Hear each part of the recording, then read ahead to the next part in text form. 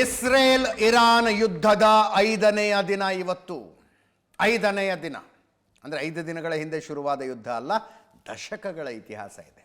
45 ವರ್ಷದಿಂದ ನಡೀತಾ ಇದೆ ಅಂತ ಅನ್ಕೊಳ್ಳಿ ಇದನ್ನು. 45 ವರ್ಷಗಳಿಂದ ಆವತ್ತಿನಿಂದ ಇವತ್ತಿನ ತನಕ ಇರಾನ್ ಅಣ್ವಸ್ತ್ರಗಳನ್ನು, ನ್ಯೂಕ್ಲಿಯರ್ ಬಾಂಬ್ಗಳನ್ನು ತಯಾರಿಸೋ ಪ್ರಯತ್ನ ಮಾಡ್ತಾ ಇದೆ. ಆ ಪ್ರಯತ್ನ ಒಂದು ಕ್ರೂಷಿಯಲ್ ಸ್ಟೇಜಿಗೆ ಬಂತು ಅಂದಾಗಲೆಲ್ಲ ಇಸ್ರೇಲ್ನವರು ಅದನ್ನು ತಮ್ಮ ದಾಳಿಯ ಮೂಲಕ ವಿಫಲಗೊಳಿಸ್ತಾರೆ.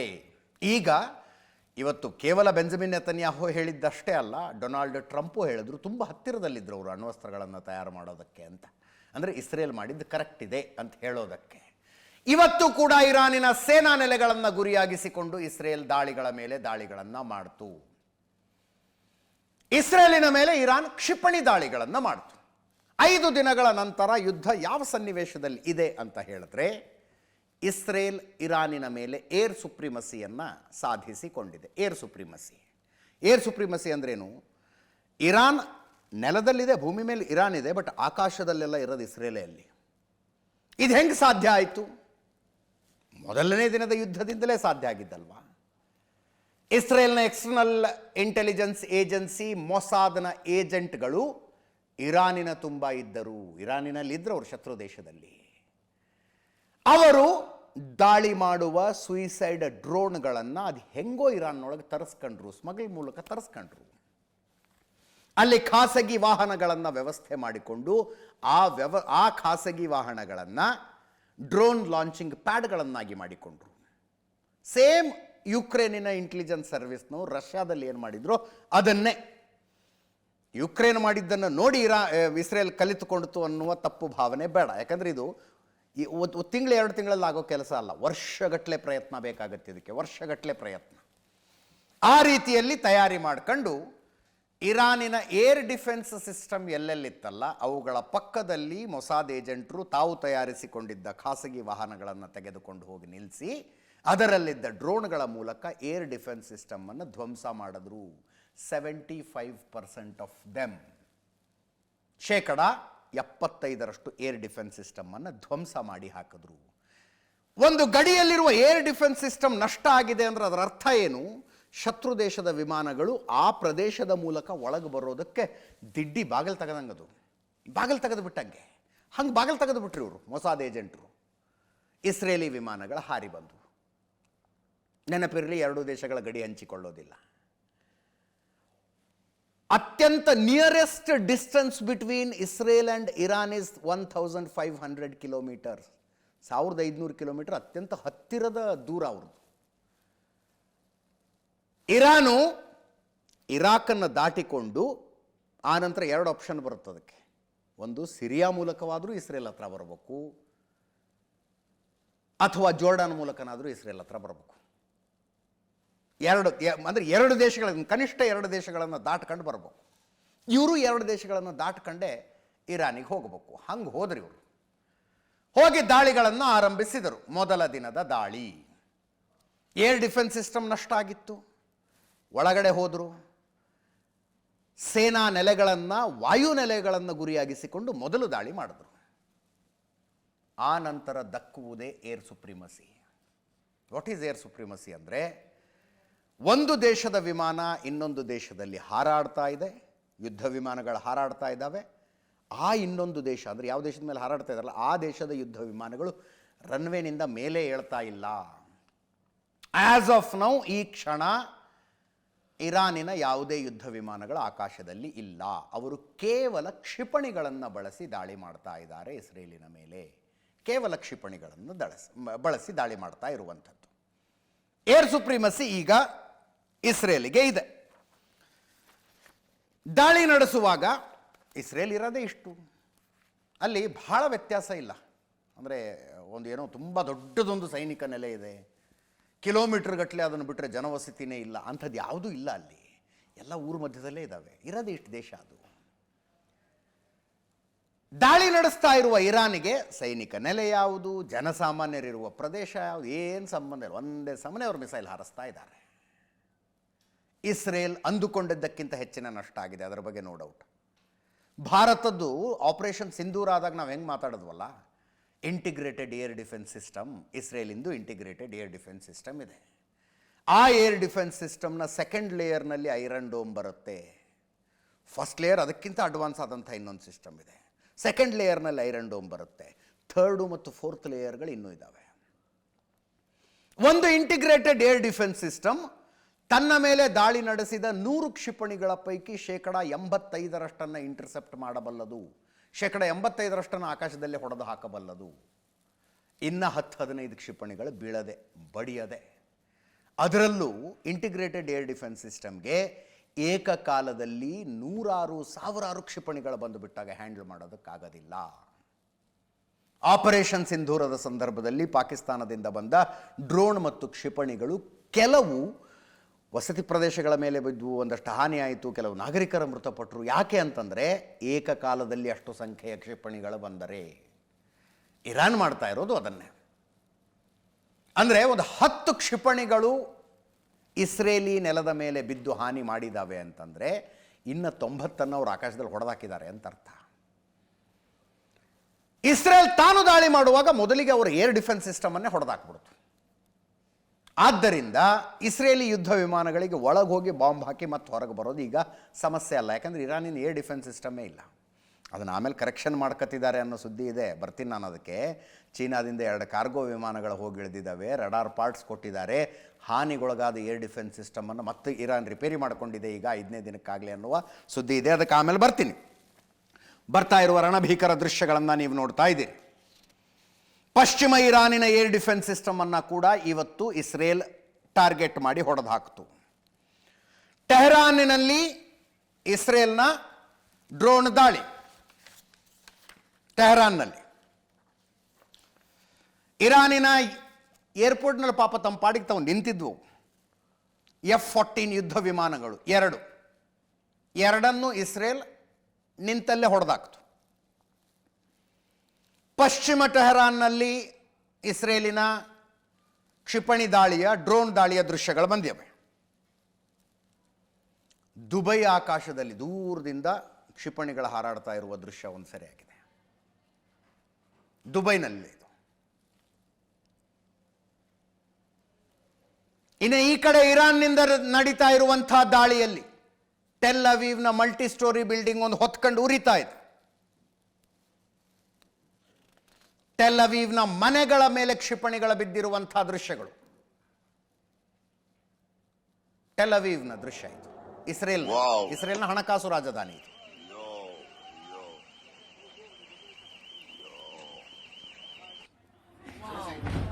ಹೈಫಾ ಪವರ್ ಪ್ಲಾಂಟ್ ಮೇಲೆ ಇರಾನಿನ ಕ್ಷಿಪಣಿಗಳು ಬಿದ್ದಿದ್ದಾವೆ. Power plant.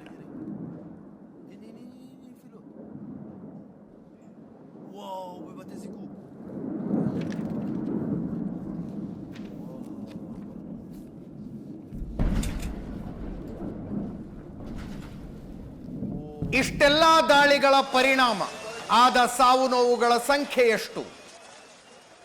ಒಂದು ಅಂದಾಜಿನ ಪ್ರಕಾರ ಇರಾನಿನಲ್ಲಿ 300ಕ್ಕೂ ಹೆಚ್ಚು ಜನ ಸತ್ತಿದ್ದಾರೆ. ಗಾಯಗೊಂಡವರ ಸಂಖ್ಯೆ 1300 ದಾಟಿದೆಯಂತೆ ಇರಾನ್ನಲ್ಲಿ.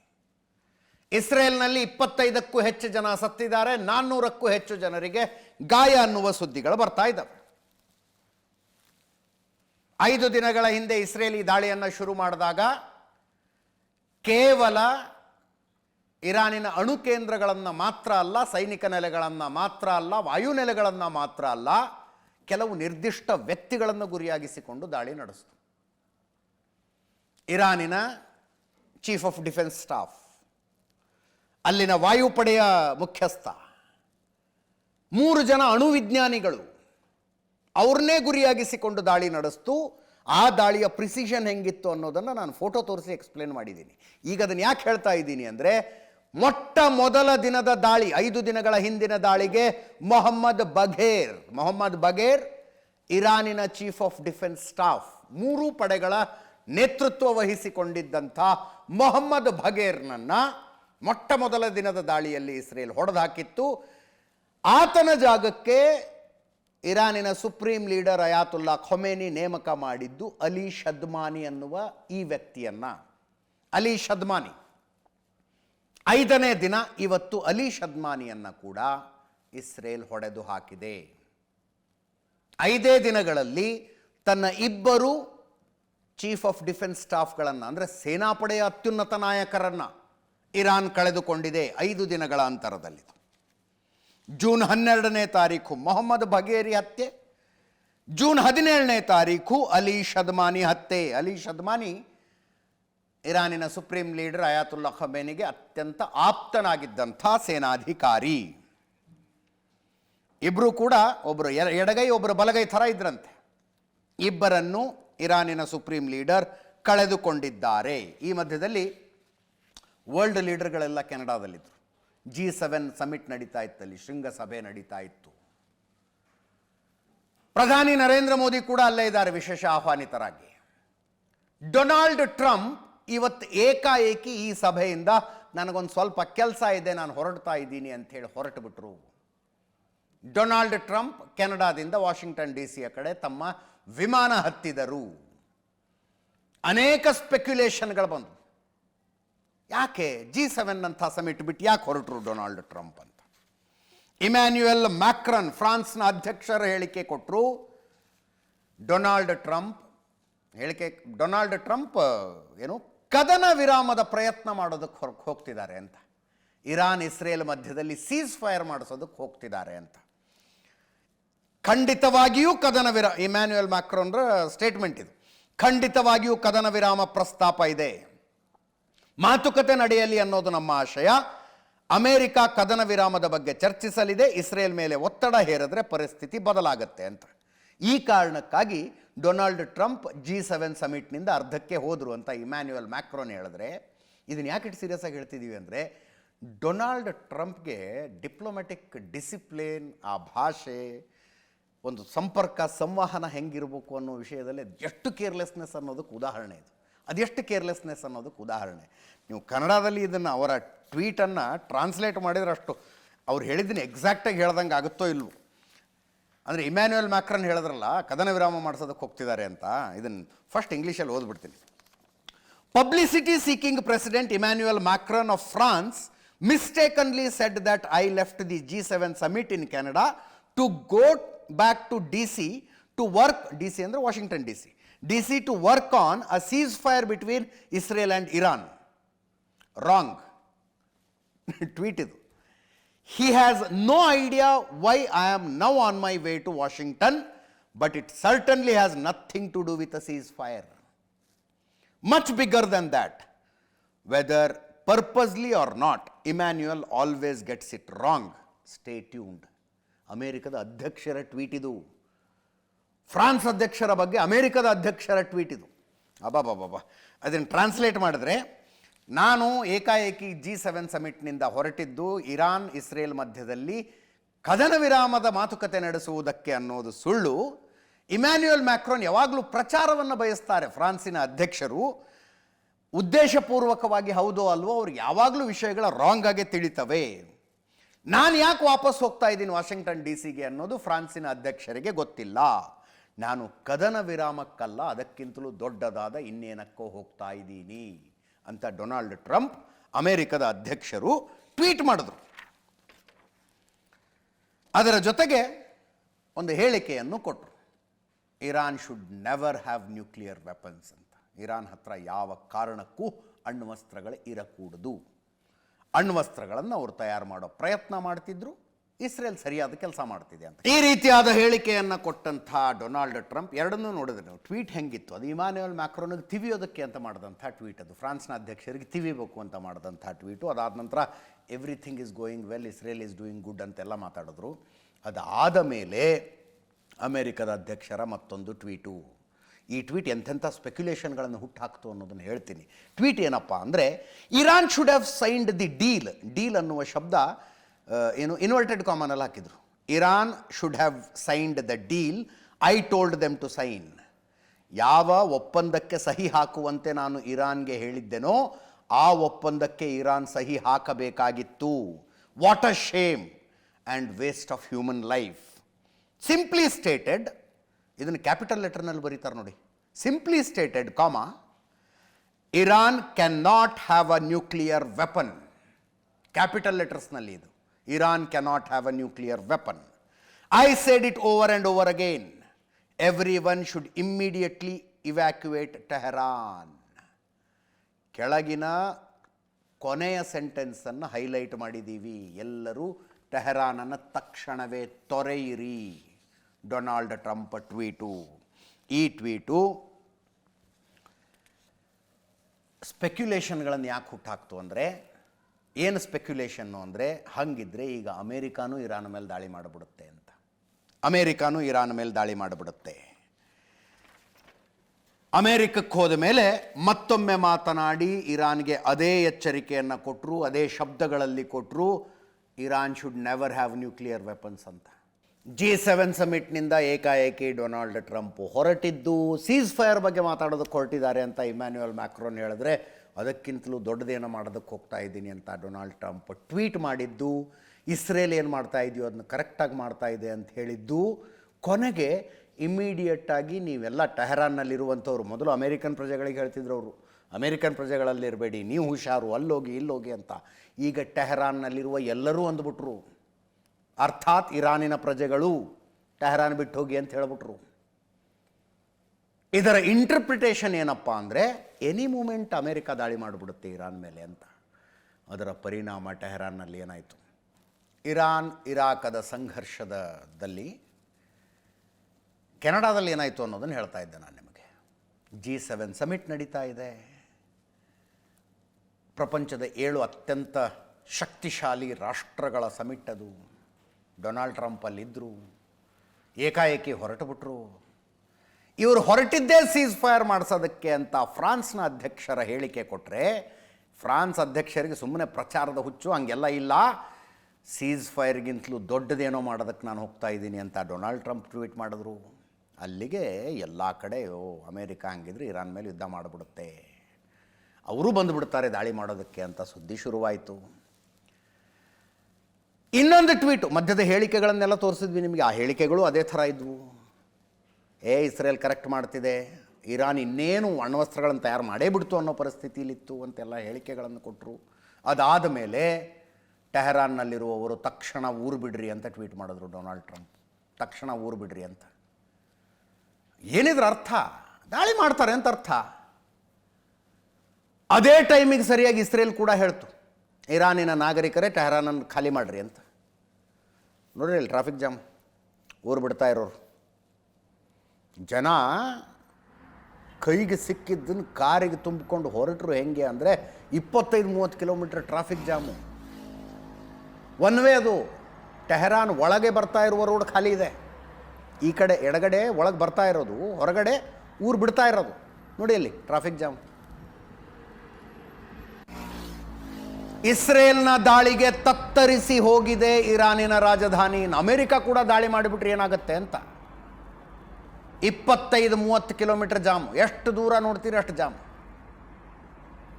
ಜನ ನಿಂತ ಕಾಲ ಮೇಲೆ ಊರು ಬಿಡಕ್ಕೆ ಹತ್ತಿದ್ರು. ಸಾಮೂಹಿಕ ವಲಸೆ ಇದು.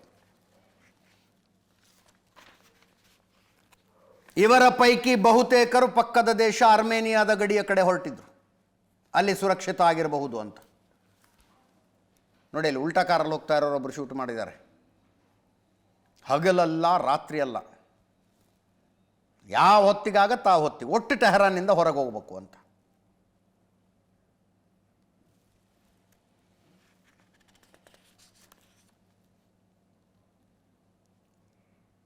ಈ ಮಧ್ಯದಲ್ಲಿ ಕೆನಡಾದಲ್ಲಿ ನಡೀತಾ ಇರುವ G7 ಸಮಿಟ್ ಒಕ್ಕೊರಲಿನಿಂದ ಇಸ್ರೇಲನ್ನು ಬೆಂಬಲಿಸಿದೆ. ಒಕ್ಕೊರಲಿನಿಂದ Canada, France, Germany, Italy, Japan, Britain ಮತ್ತು ಅಮೆರಿಕ, ಅಷ್ಟು ದೇಶಗಳು ಸ್ಟೇಟ್ಮೆಂಟ್ ರಿಲೀಸ್ ಮಾಡಿದ್ದಾರೆ. ಅವರು ಮಧ್ಯಪ್ರಾಚ್ಯದಲ್ಲಿ ಶಾಂತಿ ಮತ್ತು ಸ್ಥಿರತೆಗೆ ನಾವು ಆದ್ಯತೆ ಕೊಡುತ್ತೇವೆ. ಇಸ್ರೇಲ್ ತನ್ನನ್ನು ತಾನು ರಕ್ಷಿಸಿಕೊಳ್ಳುವ ಹಕ್ಕು ಹೊಂದಿದೆ. ಇಸ್ರೇಲ್ ಭದ್ರತೆಗೆ ನಮ್ಮ ಬೆಂಬಲವನ್ನು ಪುನರುಚ್ಚರಿಸುತ್ತೇವೆ. ಇದೇ ಸಂದರ್ಭದಲ್ಲಿ ನಾಗರಿಕರ ರಕ್ಷಣೆಗೆ ಆದ್ಯತೆ ಕೊಡಬೇಕು. ಪ್ರಾದೇಶಿಕ ಉಗ್ರವಾದ ಮತ್ತು ಅಸ್ಥಿರತೆ ಹೆಚ್ಚಾಗಲು ಇರಾನ್ ಕಾರಣ. ಇರಾನ್ ಅಣ್ವಸ್ತ್ರವನ್ನು ಹೊಂದಬಾರದೆಂಬ ನಮ್ಮ ನಿಲುವು ಸ್ಪಷ್ಟ ಅಂತ G7ನ ಸ್ಟೇಟ್ಮೆಂಟ್ ಇದು.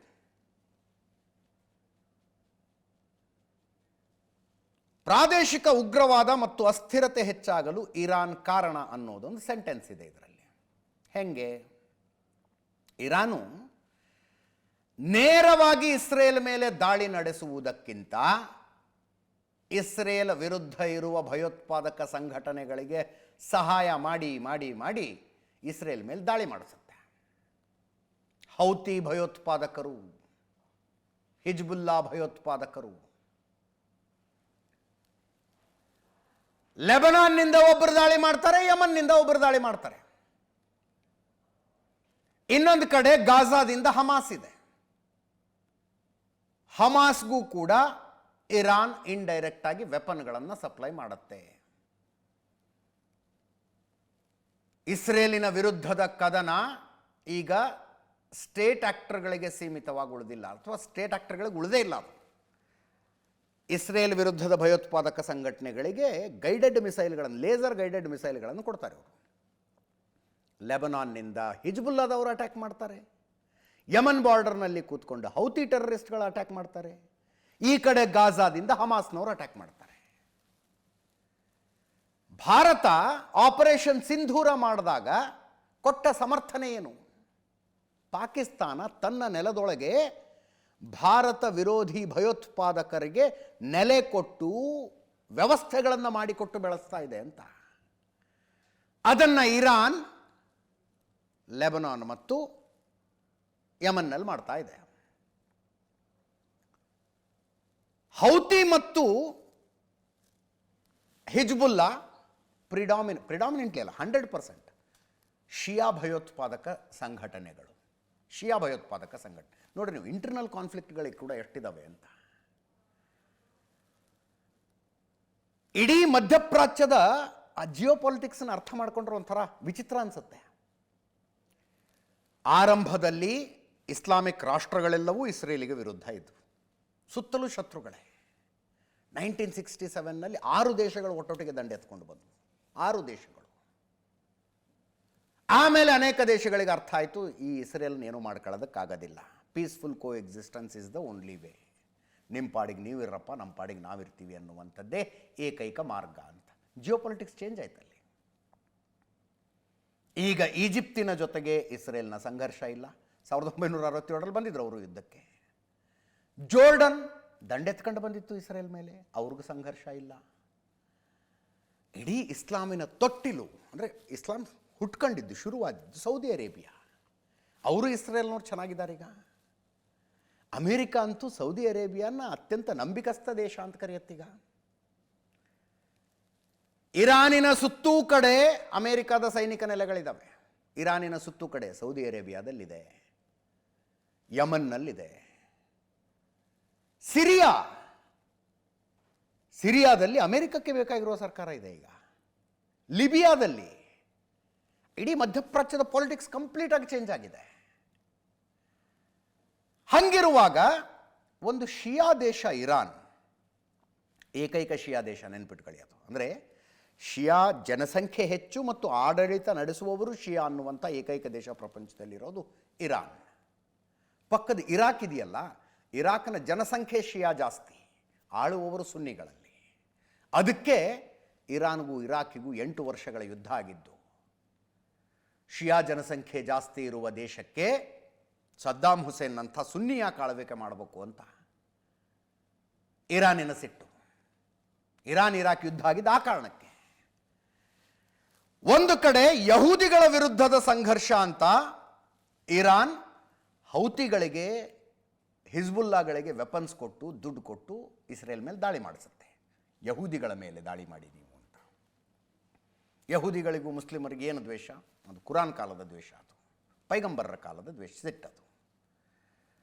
ಒಂದು ಕಡೆ ಇಸ್ರೇಲ್ ಮೇಲೆ ದಾಳಿ ಮಾಡಿಸ್ತಾರೆ, ಇನ್ನೊಂದು ಕಡೆ ಇದೇ ಹೌತಿ ಟೆರರಿಸ್ಟ್ಗಳು ಸೌದಿ ಅರೇಬಿಯಾದ ಮೇಲೂ ದಾಳಿ ಮಾಡ್ತಾರೆ.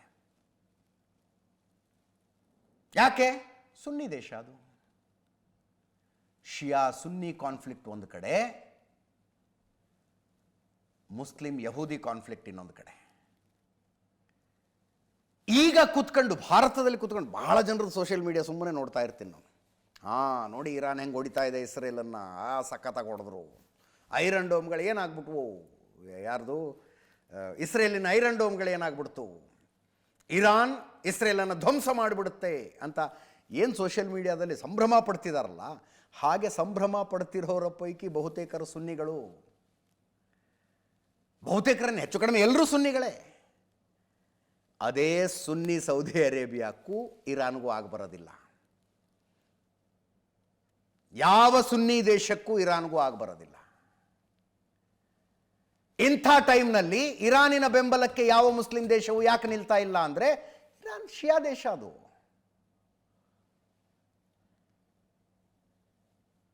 ಇಡೀ ಇಂಟಿಗ್ರೇಟೆಡ್ ಏರ್ ಡಿಫೆನ್ಸ್ ಸಿಸ್ಟಮ್ನ 75% ಇಸ್ರೇಲ್ ಹೊಡೆದು ಹಾಕಿದಾಗ ಅದನ್ನು ರಿಪೇರಿ ಮಾಡೋದಕ್ಕೆ ಅರ್ಜೆಂಟಾಗಿ ಸ್ಪೇರ್ ಪಾರ್ಟ್ಸ್ಗಳನ್ನು ಕಳಿಸಿದ್ದು ಯಾರು?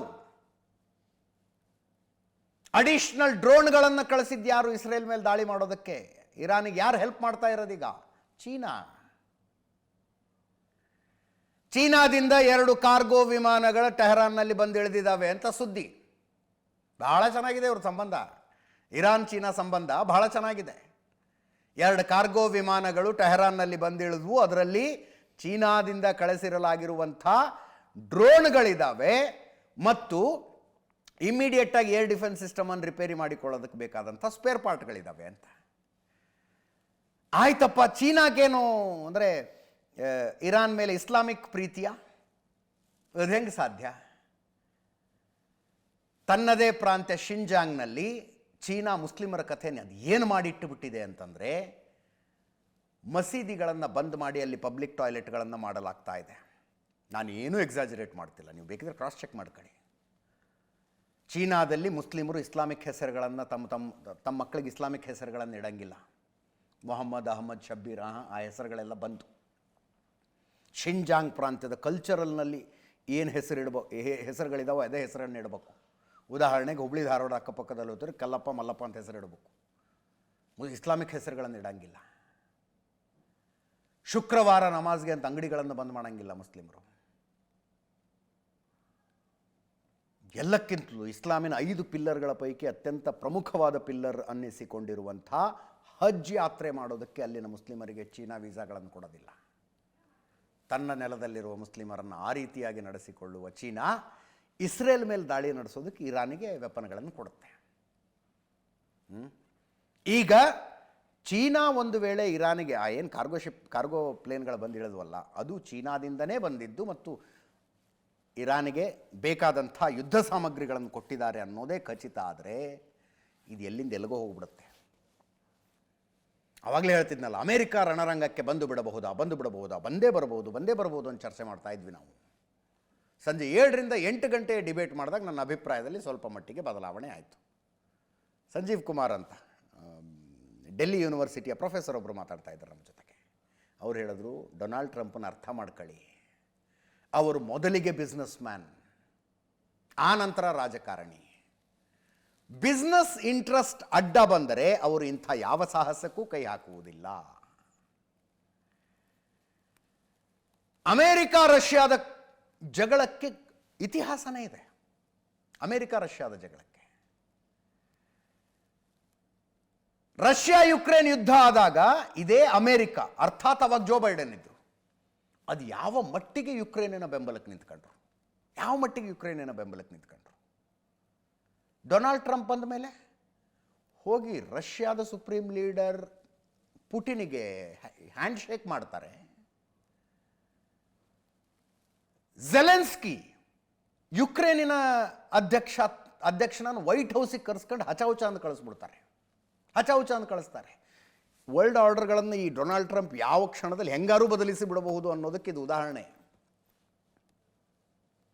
ಭಾರತ ಆಪರೇಷನ್ ಸಿಂಧೂರ ಮಾಡಿದಾಗ ಈ ಮನುಷ್ಯ ಮಾಡಿದ ಟ್ವೀಟ್ಗಳು, ಕೊಟ್ಟ ಹೇಳಿಕೆಗಳು ಎಲ್ಲವೂ ಭಾರತ ಪಾಕಿಸ್ತಾನ ಸಮಾನ ಅನ್ನುವ ರೀತಿಯಲ್ಲಿದ್ದು.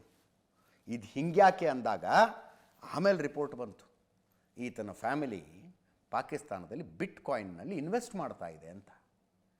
ಬಿಸ್ನೆಸ್ ಇಂಟ್ರೆಸ್ಟ್ ಅಡ್ಡ ಬಂದರೆ ಡೊನಾಲ್ಡ್ ಟ್ರಂಪಿಗೆ ಬೇರೆ ಯಾವುದೂ ಮುಖ್ಯ ಅಲ್ಲ. ಅದಕ್ಕೆ ಇರಾನ್ ಮೇಲಿನ ದಾಳಿಗೆ ಅಮೇರಿಕದ ಸೇನೆ ಬರುವುದಕ್ಕೆ ಸಾಧ್ಯ ಇಲ್ಲ. ಯಾಕೆ ಅಂದರೆ ಇರಾನ್ ಪ್ರಪಂಚದ 3rd ಲಾರ್ಜೆಸ್ಟ್ ಆಯಿಲ್ ಎಕ್ಸ್ಪೋರ್ಟರ್. ಮೂರನೆಯ ಅತಿ ದೊಡ್ಡ ತೈಲ ರಫ್ತು ರಾಷ್ಟ್ರ ಇರಾನ್. ದಾಳಿ ಮಾಡಿ ಧ್ವಂಸ ಮಾಡಿದ್ರೆ ಅಲ್ಲಿಂದ ಬರುವ ಪೆಟ್ರೋಲ್ ನಿಂತು ಹೋಗುತ್ತೆ, ಡೀಸೆಲ್ ನಿಂತು ಹೋಗುತ್ತೆ, ನ್ಯಾಚುರಲ್ ಗ್ಯಾಸ್ ನಿಂತು ಹೋಗುತ್ತೆ. ಆವಾಗ ಡಿಪೆಂಡೆನ್ಸಿ ಅಥವಾ ಓವರ್ ಡಿಪೆಂಡೆನ್ಸಿ ರಷ್ಯಾದ ಮೇಲಾಗುತ್ತೆ. ರಷ್ಯಾದವ್ರು ನಾವು ತೀರ್ಮಾನ ಮಾಡ್ತೀವಿ ರೇಟನ್ನು ಅಂತಾರೆ. ಅದು ಅಮೇರಿಕದ ಹಿತಾಸಕ್ತಿಗೆ ವಿರುದ್ಧ, ಅಮೇರಿಕದ ಗ್ರೋತ್ ಟ್ರೆಜೆಕ್ಟರಿಗೆ ವಿರುದ್ಧ. ಆದ್ದರಿಂದ ಡೊನಾಲ್ಡ್ ಟ್ರಂಪು ದಾಳಿಯ ನಿರ್ಧಾರವನ್ನು ತೆಗೆದುಕೊಳ್ಳುವುದಿಲ್ಲ ಅಂತ ಒಂದು ಅನಾಲಿಸಿಸ್ ಬಂತು. ಇದ್ರೂ ಇರಬಹುದು. ಇನ್ನೊಂದು ಕಡೆ ಈಗ ನಿಮಗೆ ಸುಮ್ಮನೆ ಮೇಲ್ನೋಟಕ್ಕೆ ಕಾಣುವ ಲೆಕ್ಕಾಚಾರದ ಪ್ರಕಾರ ಇಸ್ರೇಲ್ ಪರವಾಗಿ ಅಮೆರಿಕ ಇದೆ, G7 ರಾಷ್ಟ್ರಗಳಿದ್ದಾವೆ, ಅರ್ಥಾತ್ ಪಾಶ್ಚಿಮಾತ್ಯ ರಾಷ್ಟ್ರಗಳೆಲ್ಲ ಇದ್ದಾವೆ, ಯುರೋಪಿಯನ್ ಯೂನಿಯನ್ ಇದೆ, ಇರಾನ್ನ ಪರವಾಗಿ ಚೀನಾ ಇದೆ, ರಷ್ಯಾ ಇದೆ. ಅಂದರೆ ಯುದ್ಧ ಮುಂದುವರೆದ್ರೆ ಹೆಂಗೆ ಆಗಬಹುದು ಅನ್ನೋದಕ್ಕೆ ಹೇಳ್ತಾ ಇದ್ದೀನಿ ನಾನು ನಿಮಗೆ. ವಿಶ್ವಸಂಸ್ಥೆಯಲ್ಲಿ ಅಮೆರಿಕದ ವಿರುದ್ಧ ಇರಾನ್ ಆಕ್ರೋಶವನ್ನು ವ್ಯಕ್ತಪಡಿಸಿದೆ. ಏನಂತ? ಇಸ್ರೇಲಿಗೆ ವೆಪನ್ಸ್ ಇವರೇ ಕೊಡ್ತಾ ಇದ್ದಾರೆ ಅಂತ. ಇಸ್ರೇಲಿಗೆ ಇವರೇ ವೆಪನ್ಸ್ ಕೊಡ್ತಾ ಇದ್ದಾರೆ. ಅಮೆರಿಕದ ಶಸ್ತ್ರಾಸ್ತ್ರ ಇಲ್ಲದೆ ಇಸ್ರೇಲ್ ದಾಳಿ ಮಾಡೋದು ಅಸಾಧ್ಯ. ಇರಾನ್ನ ಮೇಲಿನ ದಾಳಿಗೆ ಅಮೆರಿಕ ನೆರವು ಕೊಡ್ತಾ ಇದೆ ಅಂತ ಸಮೀರ್ ಸಯೀದ್ ವಿಶ್ವಸಂಸ್ಥೆಯಲ್ಲಿ ಇರಾನ್ನ ಪ್ರತಿನಿಧಿ ಮಾತನಾಡಿದ್ದಿದ್ದು. ಇಸ್ರೇಲ್ ನಡೆಸ್ತಾ ಇರುವ ಈ ದಾಳಿಗೆ ಅಮೆರಿಕ ವೆಪನ್ಗಳನ್ನು ಕೊಡ್ತಾ ಇದೆಯಾ? ಹೌದು, ಕೊಡ್ತಾ ಇದೆ. ಆದರೆ ಈ ಹಿಂದೆ ಇಸ್ರೇಲ್ನ ಬೆಂಬಲಕ್ಕೆ ನಿಂತಷ್ಟು ಗಟ್ಟಿಯಾಗಿ ಅಮೆರಿಕ ಈಗ ನಿಂತ್ಕೊಂಡಿದೆಯಾ? ಇಲ್ಲ, ನಿಂತ್ಕೊಂಡಿಲ್ಲ. 2023 ಅಕ್ಟೋಬರ್ 7ನೇ ತಾರೀಕು ಹಮಾಸ್ನ ಭಯೋತ್ಪಾದಕರು ಇಸ್ರೇಲ್ನ ಮೇಲೆ ಒಂದು ಕೋಆರ್ಡಿನೇಟೆಡ್ ಅಟ್ಯಾಕ್ ಮಾಡಿ ಸಾವಿರಾರು ಜನರನ್ನು ಕೊಂದು ಹಾಕಿದಾಗ ಸ್ವತಃ ಜೋ ಬೈಡನ್ ಬಂದಿಳಿದ್ರು ಟೆಲ್ ಅವೀವಿಗೆ ಬಂದಿಳಿದ್ರು, ನಿಮ್ಗೆ ಏನು ಬೇಕು ನಾವು ಮಾಡ್ತೀವಿ, ನೀವು ದಾಳಿ ಮಾಡಿ ಅಂತ. ಈಗ ಡೊನಾಲ್ಡ್ ಟ್ರಂಪ್ ಹೇಳ್ತಾರೆ, ಅವು ಇರಾನ್ನವರು ಇಸ್ರೇಲ್ನವ್ರು ಏನೋ ಮಾಡ್ಕೊತಿದಾರಪ್ಪ, ಅವ್ರಿಗೂ ನಮಗೂ ಸಂಬಂಧ ಇಲ್ಲ ಅಂತ. 3 ದಿನದಿಂದ ಹಂಗೆ ಹೇಳಿದರು. ಅಮೇರಿಕ ಏನು ಮಾಡುತ್ತೆ, ಡೊನಾಲ್ಡ್ ಟ್ರಂಪ್ ಏನು ಮಾಡ್ತಾರೆ ಅನ್ನುವುದು ಅವ್ರ ಜೊತೆಗಿರೋರ್ಗೂ ಅರ್ಥ ಆಗೋದಿಲ್ಲ, ಅಥವಾ ನಾಳೆ ನಾನು ಏನು ಮಾಡ್ತೀನಿ ಅನ್ನೋ ಡೊನಾಲ್ಡ್ ಟ್ರಂಪಿಗೆ ಇವತ್ತು ಅರ್ಥ ಆಗಿರೋದಿಲ್ಲ. ನಾನೇನು ಎಕ್ಸಾಜರೇಟ್ ಮಾಡಿ ಹೇಳ್ತಾ ಇಲ್ಲ, ಅವ್ರು ದಿನಕ್ಕೊಂದು ಟೋನ್ನಲ್ಲಿ ಮಾತಾಡ್ತಾರೆ. ಬಟ್ ದಾಳಿ ಶುರುವಾದಾಗ ಅವ್ರೇನು ಹೇಳಿದ್ರು 3 ದಿವಸದ ಹಿಂದೆ, ಇರಾನು ಇಸ್ರೇಲಿಗೆ ಸಂಬಂಧಪಟ್ಟಿದ್ದದ್ದು, ನಮಗೂ ಅದಕ್ಕೂ ಸಂಬಂಧನೇ ಇಲ್ಲ, ನಮ್ಮನ್ನು ಇದರಲ್ಲಿ ಎಳಿಲೇಬೇಡಿ ಅಂದ್ಬಿಟ್ಟಿದ್ರು ಡೊನಾಲ್ಡ್ ಟ್ರಂಪ್. ಈಗ ಇಸ್ರೇಲ್ ಕರೆಕ್ಟ್ ಮಾಡ್ತಿದೆ ಅಂತಿದ್ದಾರೆ. ವೆಪನ್ಸ್ ವಿಷಯ ಹೇಳ್ತಿದ್ನಲ್ಲ, ಅಮೇರಿಕಾ ವೆಪನ್ಗಳನ್ನು ಕೊಡ್ತಾ ಇದೆಯಾ? ಹೌದು, ಅಮೇರಿಕ ಆಯುಧಗಳನ್ನು ತಯಾರು ಮಾಡುತ್ತೆ. ಲ್ಯಾಬೊರೇಟರಿಗಳಲ್ಲಿ ಏನೇನು ಟೆಸ್ಟ್ ಮಾಡಬೇಕು, ಟೆಸ್ಟಿಂಗ್ ಫೀಲ್ಡ್ಗಳಲ್ಲಿ ಏನೇನು ಟೆಸ್ಟ್ ಮಾಡಬೇಕು ಅವ್ರು ತಮ್ಮ ದೇಶದಲ್ಲಿ ಮಾಡ್ಕೋತಾರೆ. ಆ್ಯಕ್ಚುಯಲ್ ವಾರ್ ಸಿನಾರಿಯೋದಲ್ಲಿ ಟೆಸ್ಟ್ ಆಗ್ಬೇಕಲ್ಲ, ಇಸ್ರೇಲಿಗೆ ಕೊಡ್ತಾರೆ, ನೀವು ಟೆಸ್ಟ್ ಮಾಡಿರಿ, ಅವ್ನು ಹೆಂಗಿದಾವೆ ನೋಡ್ರಿ ಅಂತ. ಇಸ್ರೇಲ್ ಹೆಂಗೆ ಟೆಸ್ಟ್ ಮಾಡುತ್ತೆ? ಜಗತ್ತಿಗೆ ಗೊತ್ತಿರೋ ಸತ್ಯ ಅದು. ಇರಾನಿನ ನೆನ್ನೆ ಲೈವ್ನಲ್ಲಿದ್ದಾಗಲೇ ಈ ಸುದ್ದಿ ಬಂತು. ಇರಾನಿನ ಒಂದು ನ್ಯೂಸ್ ಚಾನಲ್ನ ಮೇಲೆ ದಾಳಿ, IRIB ಅಂತ, IRIB Islamic republics television and radio network. ದಾಳಿಯ ದೃಶ್ಯಗಳು ಬಂದು ನ್ಯೂಸ್ ಆ್ಯಂಕರು ಓದ್ತಾ ಇರ್ತಾರೆ, ಇವ್ರ ಹೆಸರು ಶಹಾರ್ ಇಮಾಮಿ ಅಂತ. ಶಹಾರ್ ಇಮಾಮಿ ನ್ಯೂಸ್ ಓದ್ತಾ ಇರುವಾಗಲೇ ಬಾಡಿ ಲ್ಯಾಂಗ್ವೇಜ್ ನೋಡಿದ್ರೆ ಎಚ್ಚರಿಕೆ ಕೊಡ್ತಾ ಇದ್ದಾರೆ ಇಸ್ರೇಲಿಗೆ ಅನಿಸುತ್ತೆ. ಇರಾನಿನ ಮೋಸ್ಟ್ ಫೇಮಸ್ ಆ್ಯಂಕರ್ ಅಂತೆ, ನ್ಯೂಸ್ ಆ್ಯಂಕರ್. ಆ ಬಾಡಿ ಲ್ಯಾಂಗ್ವೇಜನ್ನು ನೋಡ್ತಾ ಇದ್ದರೆ ಹೀಗೆ ಇಸ್ರೇಲಿಗೆ ಎಚ್ಚರಿಕೆ ಕೊಡ್ತಿದ್ದಾರೆ ಅಂತ ಅನಿಸುತ್ತೆ. ಈ ಮಾತುಗಳನ್ನು ಹೇಳ್ತಾ ಇರುವಾಗಲೇ ಕರೆಕ್ಟಾಗಿ ಆಫೀಸ್ಗೆ ಬಾಂಬ್ ಬಿತ್ತು, ಕರೆಕ್ಟಾಗಿ ಆಫೀಸ್ಗೆ. ಇದರ ಹಿನ್ನೆಲೆ ಏನಪ್ಪ ಅಂದರೆ, ಚರ್ಚೆ ಆಗ್ತಿರೋದು ಇದೇ ಕಾರಣಕ್ಕೆ ಅಂತಲ್ಲ, ಬಟ್ ಇದು ಇರಬಹುದು ಅಂತ. ಇರಾನಿನ ಒಬ್ಬ ಮಹಿಳೆ ಒಂದು ಏನನ್ನು ಬರೆದು ಸೋಷಿಯಲ್ ಮೀಡಿಯಾದಲ್ಲಿ ಹಾಕಿರ್ತಾರೆ, ಏನಂತ? ಇಸ್ರೇಲ್ ಅಂದರೆ ಇಸ್ರೇಲನ್ನು ಉದ್ದೇಶಿಸಿದ್ದು ಇರಾನಿನ ಮಹಿಳೆಯೊಬ್ಬರು ಬರೆದಿತ್ತು. Israel please target Ali Khamenei, Mojtaba Khamenei ಅಂದರೆ ಅಲಿ ಖಮೇನಿ ಮಗ, Mojtaba Khamenei and the Islamic republic's IRIB. Tone ಹೆಂಗಿದೆ ಅಂತಂದರೆ, ನಮ್ಮ ಸುಪ್ರೀಂ ಲೀಡರ್ ಅಲಿ ಖಮೇನಿನ ಮೊದಲು ಹೊಡಿರಿ, ಆತನ ಮಗ ಮೊಜತಬಾ ಖಮೇನಿನ ಆಮೇಲೆ ಹೊಡಿರಿ, ಅವರಿಬ್ಬರಿಗಿಂತ ಮೊದಲು ಈ ನ್ಯೂಸ್ ಚಾನಲ್ ಹೊಡೀರಿ ಅಂತ ಬರೆದು ಇರಾನಿನ ಒಬ್ಬ ಮಹಿಳೆ ಸೋಷಿಯಲ್ ಮೀಡಿಯಾಗೆ ಹಾಕಿರ್ತಾರೆ. ಹೀಗೆ ಹಾಕಿದ 2ನೇ ದಿನಕ್ಕೆ ಆ ನ್ಯೂಸ್ ಚಾನಲ್ಲಿನ ಕಚೇರಿಯ ಮೇಲೆ ದಾಳಿ ಆಯ್ತಂತೆ. ಇದು ನೆನಪಿರಲಿ, ನ್ಯೂಸ್ ಚಾನಲ್ನ ಕಚೇರಿಯೊಂದರ ಮೇಲೆ ನಡೆದ ದಾಳಿಯನ್ನು ನೀವೇನು ಇಷ್ಟು ಎಕ್ಸಾಜರೇಟ್ ಮಾಡಿ ಹೇಳ್ತಾ ಇದ್ದೀರಿ ಅಂತ. ಇರಾನಿನಲ್ಲಿ ಪತ್ರಿಕಾ ಸ್ವಾತಂತ್ರ್ಯ, ನ್ಯೂಸ್ ಚಾನಲ್ಗಿರುವ ಸ್ವಾತಂತ್ರ್ಯದ ಕಥೆ ನಮಗೆ ಗೊತ್ತು. This is a state run media house. State run media house ಅದು. ಅದಾದ ನಂತರ ಹೊತ್ತಿ ಉರಿತಾ ಇದ್ದ ಆ ಚಾನಲ್ನ ಕಟ್ಟಡದ ಎದುರುಗಡೆ ನಿಂತು ಒಬ್ಬ ರಿಪೋರ್ಟರ್ ಲೈವ್ ಕೊಡ್ತಾ ಇರೋದನ್ನು ನಾವು ನೋಡ್ತಾ ಇದ್ದೀವಿ.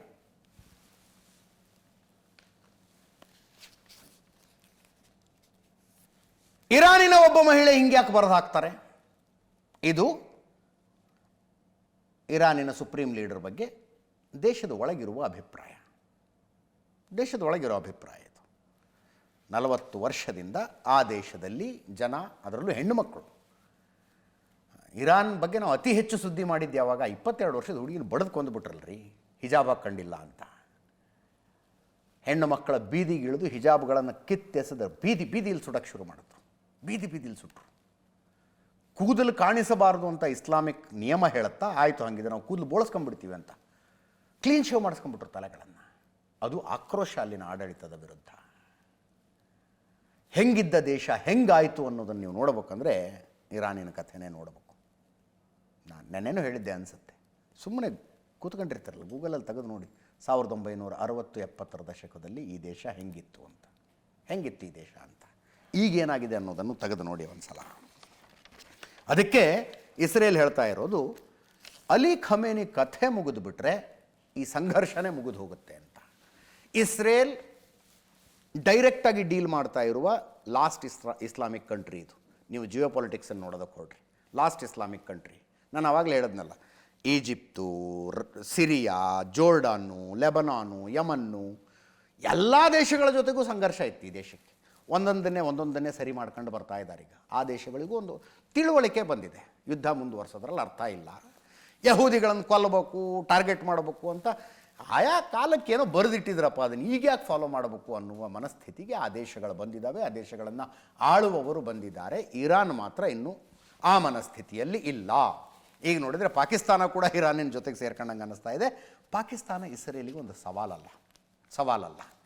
ಬೆಂಜಮಿನ್ ನೆತನ್ಯಾಹು ಹೇಳಿದ್ರು, ಅಲಿ ಖಮೇನಿ ಕಥೆ ಮುಗಿದು ಬಿಟ್ಟರೆ ಈ ಸಂಘರ್ಷನೇ ಮುಗಿದು ಹೋಗುತ್ತೆ ಅಂತ ಒಂದು ನ್ಯೂಸ್ ಚಾನಲ್ನ ಇಂಟರ್ವ್ಯೂನಲ್ಲಿ. ಇದಕ್ಕಿಂತ ಜಾಸ್ತಿ ನನ್ನ ಹತ್ರ ಏನು ಕೇಳಬೇಡಿ ಅಂತಲೇ ಹೇಳ್ತಾರೆ.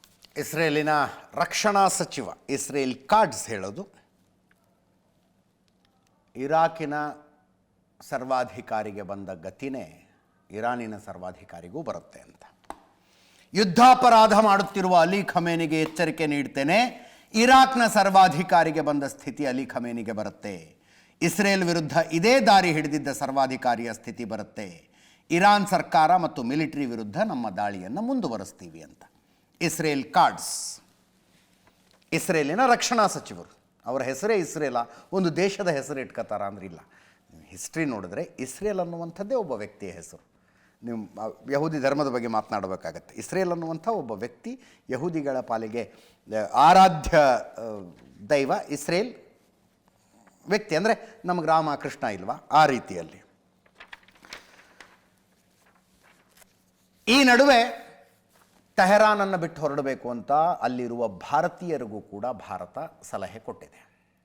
ತೆಹರಾನ್ನಲ್ಲಿ ಇರಬೇಡಿ, ಅಲ್ಲಿಂದ ಹೊರಡಿ, ಎಲ್ಲಿ ಇದೀರಿ ಮತ್ತು ನಿಮ್ಮ ಫೋನ್ ನಂಬರನ್ನು ರಾಯಭಾರ ಕಚೇರಿಗೆ, ಭಾರತದ ರಾಯಭಾರ ಕಚೇರಿಗೆ ಅಪ್ಡೇಟ್ ಮಾಡಿ ಅಂತ. 100 ಜನ ವಿದ್ಯಾರ್ಥಿಗಳನ್ನು ಸದ್ಯಕ್ಕೆ ಅಲ್ಲಿಂದ ಹೊರಗೆ ತರಲಾಗಿದೆ. ಬಸ್ ಮೂಲಕ ತಂದಿದ್ದಾರೆ. ಅಂದರೆ ಅರ್ಮೇನಿಯಾ ಕರ್ಕೊಂಬಂದಿದ್ದಾರೆ. ಅಲ್ಲಿಂದ ಅಜರ್ಬೈಜಾನ್ ಮೂಲಕ ಡೆಲ್ಲಿ ಕರ್ಕೊಂಬರೋ ಪ್ಲ್ಯಾನ್. ನಾಳೆ ಬಂದು ತಲುಪ್ತಾರಂತೆ ದೆಹಲಿಗೆ. ಮತ್ತೊಂದು ಇವ್ಯಾಕ್ಯುಯೇಷನ್ ಡ್ರೈವ್ ಶುರು ಮಾಡಬೇಕಾಗತ್ತೆ ಭಾರತ.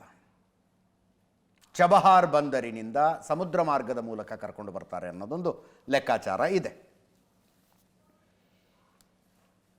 ಭಾರತಕ್ಕೆ ಅದರ ಎಕ್ಸ್ಪೀರಿಯನ್ಸ್ ಇದೆ. ರಷ್ಯಾ ಯುಕ್ರೇನ್ ಯುದ್ಧ ಶುರುವಾದಾಗ ಯುಕ್ರೇನ್ನಲ್ಲಿ ದೊಡ್ಡ ಸಂಖ್ಯೆಯಲ್ಲಿ ಭಾರತದ ವಿದ್ಯಾರ್ಥಿಗಳಿದ್ದರು, ಮೆಡಿಕಲ್ ಓದೋದಕ್ಕೆ ಹೋದಂಥವ್ರು. ಅವ್ರನ್ನ ಇವ್ಯಾಕ್ಯುವೇಟ್ ಮಾಡಿ ಸುರಕ್ಷಿತವಾಗಿ ಕರ್ಕೊಂಡು ಬಂದಿದೆ.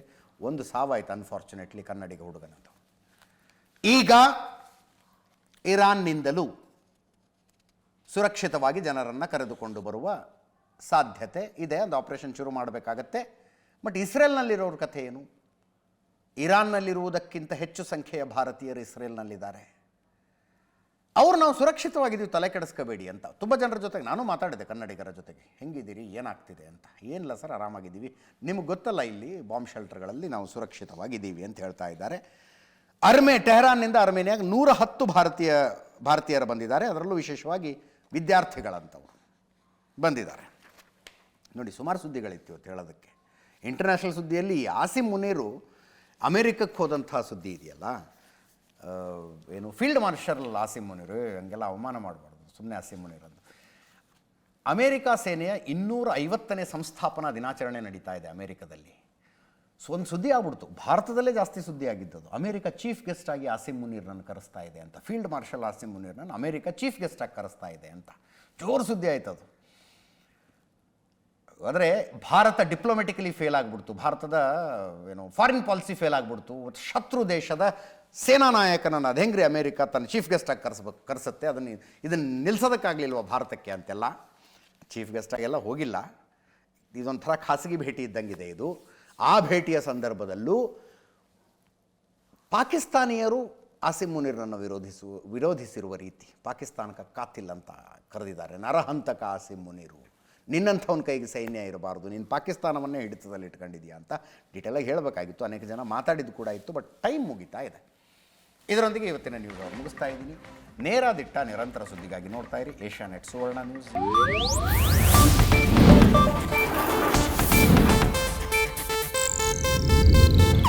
ಇದು ಏಷ್ಯಾನೆಟ್ ನ್ಯೂಸ್ ನೆಟ್ವರ್ಕ್ ಪ್ರಸ್ತುತಿ.